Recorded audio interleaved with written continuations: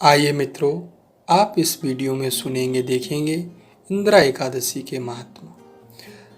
युधिष्ठिर ने पूछा, हे मधुसूदन, कृपा करके मुझे ये बताइए कि अश्विनी के कृष्ण पक्ष में कौन सी एकादशी होती है। भगवान श्री कृष्ण बोले, राजन, अश्विनी के कृष्ण पक्ष में इंदिरा नाम की एकादशी होती है। उसके व्रत के प्रभाव से बड़े बड़े पापों का नाश हो जाता है। नीच योनि में पड़े हुए पितरों को भी यह एकादशी सद्गति देने वाली है।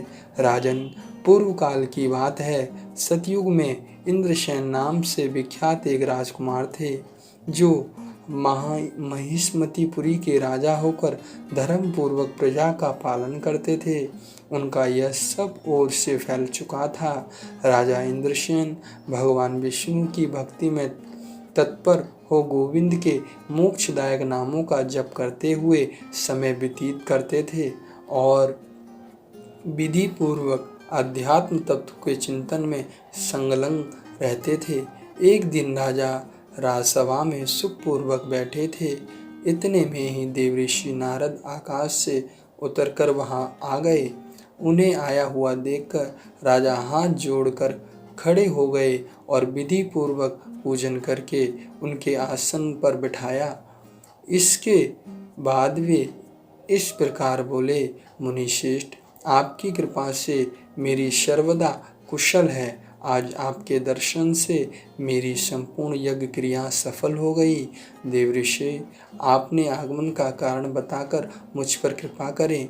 नारद जी ने कहा, राजन सुनो, मेरी बात तुम्हें आश्चर्य में डालने वाली है। मैं ब्रह्म लोक से यमलोक में गया था।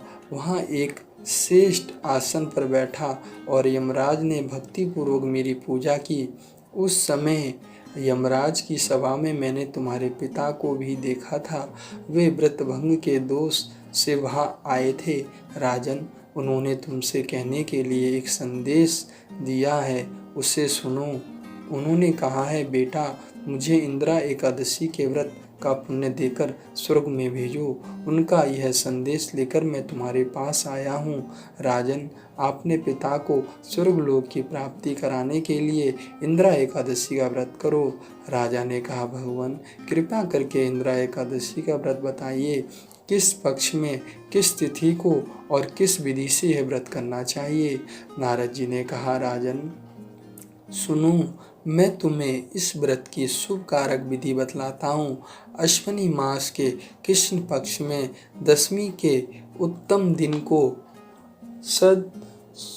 श्रद्धायुक्त चित्त से प्रातः काल स्नान करो।